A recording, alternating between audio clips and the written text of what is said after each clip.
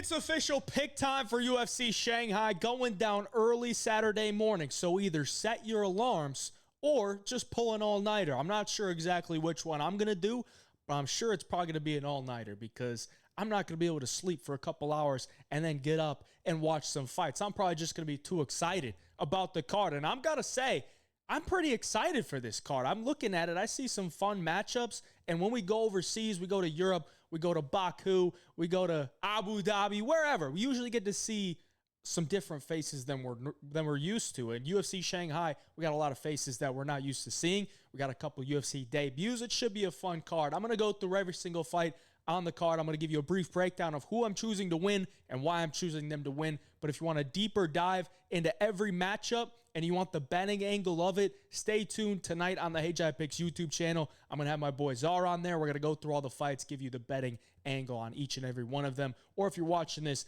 after Wednesday night, then you can go back on the Hey Picks YouTube channel and check that out on the live streams. But without any further ado, we're going to go through. I'll give you the picks, but a reminder, picks and bets are very different. If you want the bets, jump in the Home of Fight Picks Winnable. There's a link down in the description below. Use code HeyJive to get yourself a 5-day free trial. First fight of the night, we got some light heavyweights. Nurgozhay taking on Satybaldiev. The line's coming down a little bit on Nurgozhay, and I understand it. I really do. I think this is a 50-50 fight, but I do think Nurgozhay probably has the more skills overall. Now, I do have to look at Satybaldiev being the bigger guy. His UFC debut was against Budai, and he was this much smaller guy. But going into this one, he's going to have a reach advantage. He's going to be taller. I think he's very physical, and he's more of a brawler, kind of puts himself into the fire more than Nurgozhay does. But I think Nurgozhay is a little bit more skilled, and I think he could make him pay for that over-aggressiveness with some counter shots, with some level changes, getting the takedowns. I think Nurgozhay is probably just a little bit more polished at this point. But we also do have to remember this is a fight. And sometimes in a fight, the more polished guy doesn't always win, but he is the underdog here. I'm going to take him to win. I think this could be a nice bounce-back spot for Nurgozhay, taking on a guy in Satybaldiev who makes a ton of mistakes. If you watch any of his regional film, he's making a ton of mistakes, but he's able to get away with it. I don't know that he's going to be able to get away with it here against Nurgozhay. So give me Nurgozhay for the official pick this week as the underdog. Moving on. Zhao Long taking on Su Young-Yu. It's a good matchup, man, and I've gone back and forth a little bit, but ultimately I'm going to settle with Zhao Long because, or Long Zhao, however you want to say it. Not exactly sure which name it comes first with these Chinese names, but we'll go with Zhao Long. I think Zhao Long is going to be able to stuff the takedowns, and he is the way more active fighter on the feet. Su Young-Yu at times looks like he is avoiding a fight. You know, on the feet, he's constantly staying out of range, not really trying to do much. Maybe he's just doing that so that you force the issue and then he can level change and work for his takedowns, but this guy just doesn't impress me. He just doesn't impress me, man. He is a solid fighter. Like, he does have some good wrestling. He does have some good jiu-jitsu. His striking is okay, but it doesn't really look to me like he wants to engage in the striking whatsoever, and I think Zhao Long's going to make him engage because Zhao Long loves a fight. He likes to fight, and I've seen the improvements with his takedown defense, with his scrambles. I think he's going to give Su Young-Yu some troubles here. So give me Zhao Long for the official pick as the underdog once again. Now we got some big odds. Yizha taking on Weston Wilson, and of course I'd love to go with my boy Weston Wilson. Shout out to him, but I just can't. I just can't. The fact that he does have a UFC win is pretty impressive, but that was against a very, very low-level opposition. And Yizha is not some high-level opposition, but I do think Yizha is much better on the ground than Jekka Seregi. I do think Yizha should be able to win this fight on the feet. I do think it could be competitive, though. It's not like Yizha is some great striker, but he does have the wrestling that could give Weston Wilson some problems here. It's not like I don't think Weston Wilson's going to be stuffing takedowns. He's probably going to get taken down, try to work for a submission off his back, and then get put through something. So we'll see. No chance in hell I'm laying the minus 1,200 on Yizha, but I am going to take him for the official pick, get it done in his home country. Pereira taking on Kyle Daukas. Daukas coming back to the UFC in his second stint, and it's a tough matchup, man. He's been beating these guys on the regional scene in Cage Fury, and I'm just not a big believer in the CFFC regional scene. It just seems like most of the matchups are tailor-made for one guy to win, and Kyle Daukas, even being the guy that was from the UFC, still really isn't fighting anybody good. You know, that regional scene is just not all that great. Pereira coming off a terrible performance against Abus Magomedov, but I think Abus is good. the problem with that fight is that he just didn't look interested. So I got to expect he's got to be interested in this one, man. Like, I think he should be able to go in there and find a knockout against Kyle Daukas. Obviously, he's got to stuff the takedowns, but before that Fluffy Hernandez fight, his takedown defense really wasn't that bad, and I don't think Kyle Daukas is on the level of Anthony Hernandez with his wrestling. So give me Michel Pereira for the official pick. He is the favorite. I expect him to get a finish here against Kyle Daukas. Rongzhu taking on Austin Hubbard. It's a solid matchup for Rongzhu, man. I just don't really see how Austin Hubbard wins this fight outside of Rongzhu slipping on a banana peel. I mean, I think Rongzhu has got him covered in the striking. Now, the problem with Rongzhu is that he's a good striker, but he is also very hittable. And Austin Hubbard could definitely, keep pace with the volume. But I think as the fight progresses, Rongzhu is going to be able to separate himself in that striking realm. With the takedowns, Austin Hubbard, I don't think is some amazing wrestler. I think Rongzhu should be able to stuff most of his wrestling. And on the ground, Rongzhu he's been submitted a couple times, but so is Austin Hubbard, and I think that's where this fight could end. It could end on the ground with one of these guys finding a submission, and I really do think Rongzhu probably has more of an opportunity to win the fight by submission. So I think Rongzhu's got him covered in all aspects here. So I'll take Rongzhu for the official pick. I think he gets it done. Could see a finish, but Austin Hubbard has been very, very durable throughout his career.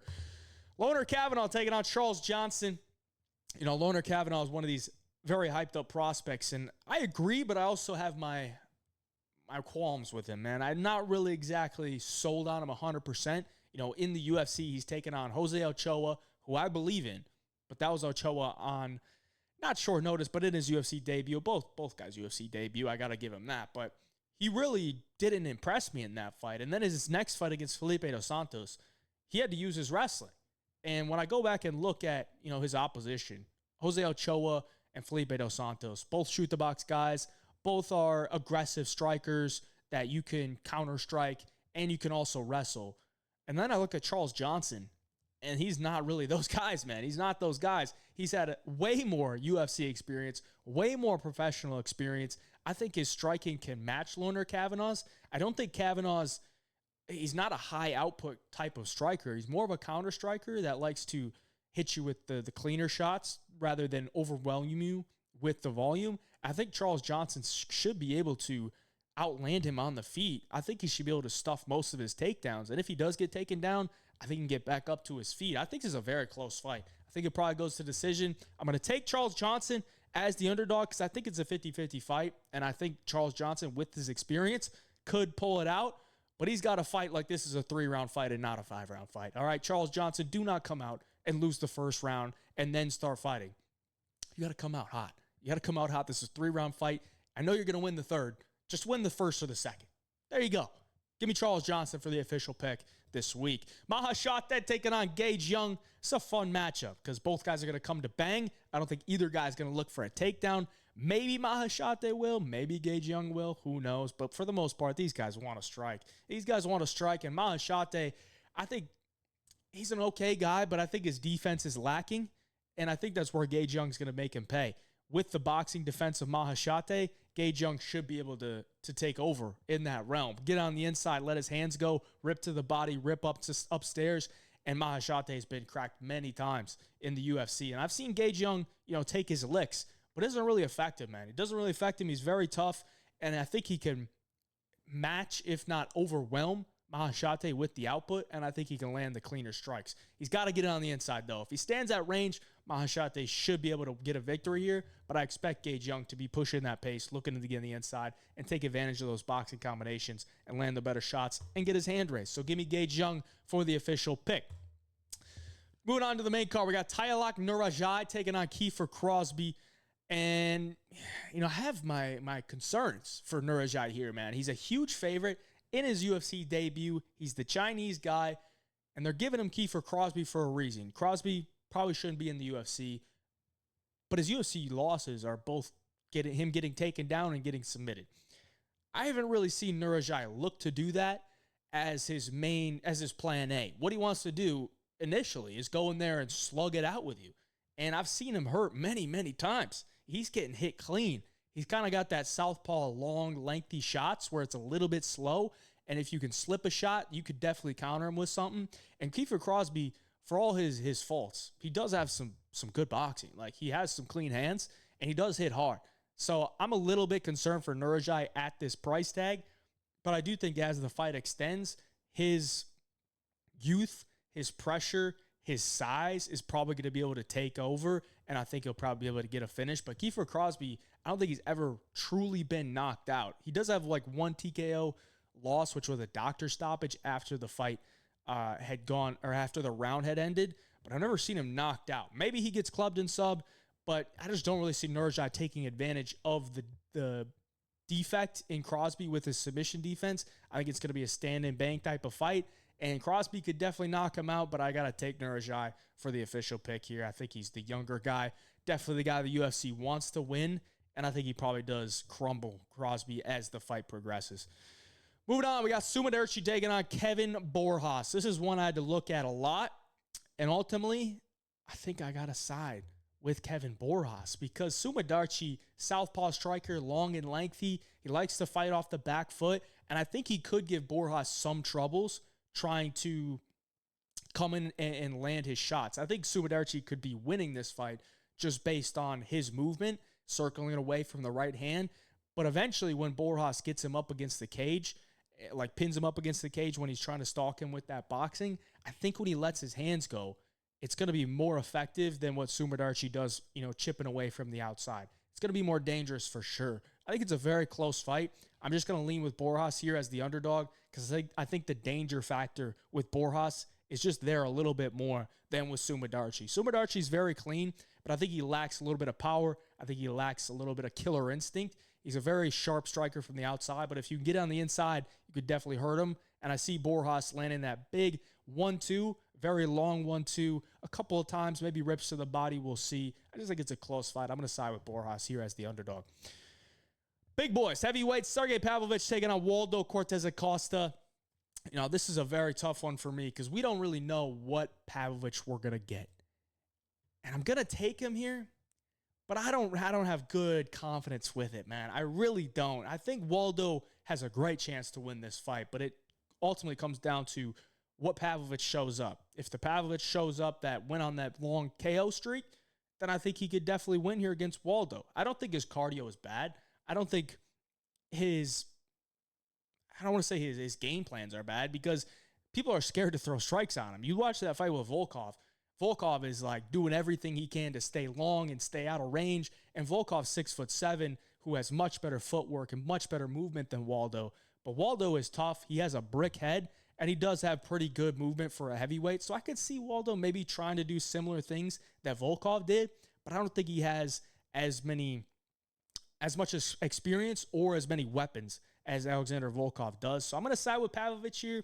I don't like it. I'm not going to be playing Pavlovich by any means, but I'm going to take him for the pick. Could be a cop-out, just taking the favorite here, the guy that's been there, but it's a heavyweight fight. Could be volatile. We'll see. Give me Pavlovich for the official pick. To the co-main event, we got Aljamain Sterling coming in against Brian Ortega. Now, I thought initially this was a 3-round fight, but I guess it is 5 rounds. Does that change a lot? I guess, I think maybe it opens up Ortega more of a chance to win the fight later on if Aljo does get tired, but I don't really see it, man. I think Aljo's going to come in here, put on a clinic with his striking, and when I say put on a clinic, I mean hit Ortega more than Ortega's hitting him, because Ortega is very rooted to the ground. I don't want to say rooted to the ground, because when I say that, it sounds like he's trying to throw these big shots, but he's very flat-footed, and Aljo with his striking uses a ton of movement. He throws a ton of volume, and I don't think Ortega is going to be able to, hit him with stuff. He's just going to be taking his shots. He's very hittable on the feet, and if Aljo wants to wrestle him, I don't see any reason why he couldn't take down Brian Ortega. Now, Ortega is probably going to be, throwing up all these submission attempts and looking to end the fight that way, but I just don't really see him submitting Aljamain Sterling. Aljo's never been submitted. Aljo's an insanely good grappler. I think Aljo could just top time him there when the fight hits the ground, and then on the feet win the minutes that way. So I got to go with Aljo here. Minus 270 sounds about right to me. I think Ortega has always been just a little bit slow and a little bit, I don't want to say that. So I'll just say a little bit slow. A little bit slow for 145, and Aljo coming up from 135. I think he's going to have the speed and skill advantage in this one. So give me Aljo, man, to win the 5-rounder. Takes us to the main event. I got to go with Mingyang Zhang here. I mean, I don't know anyone that's really going to be picking Johnny Walker. Johnny Walker could find some crazy KO. You know, maybe he could take him into the deep waters because, you know, Mingyang Zhang hasn't really won too many fights outside of round one. I don't even think he has won a single fight out of round one, but I just don't really see how Walker deals with the style of Mingyang Zhang outside of, you know, some knee up the middle knockout or something like that. But Mingyang Zhang throws a ton at you early, and Johnny Walker is not a counter striker. You know, he's not a guy that has good defense on the feet either. I don't really see him level changing here against Mingyang Zhang. So I think Zhang's probably just going to put the pressure on him, hit him with some leg kicks, slow down the movement, then let his hands go. And when he lets his hands go, I think he's probably going to find the chin of Johnny Walker, and it could be another meme KO. We'll see. So give me Mingyang Zhang for the official pick. The Chinese man gets it done in China. And that'll do it for the official picks. I appreciate you for watching. Like the video, subscribe to the channel. We'll be back here real soon with some more content. We got a lot of MMA this week, and we'll be putting out the bets on the Home of Fight Picks winnable very soon for UFC Shanghai, for Road to UFC on Friday morning, and PFL on Thursday night. Appreciate y'all. Till next time. Hey, Job Picks.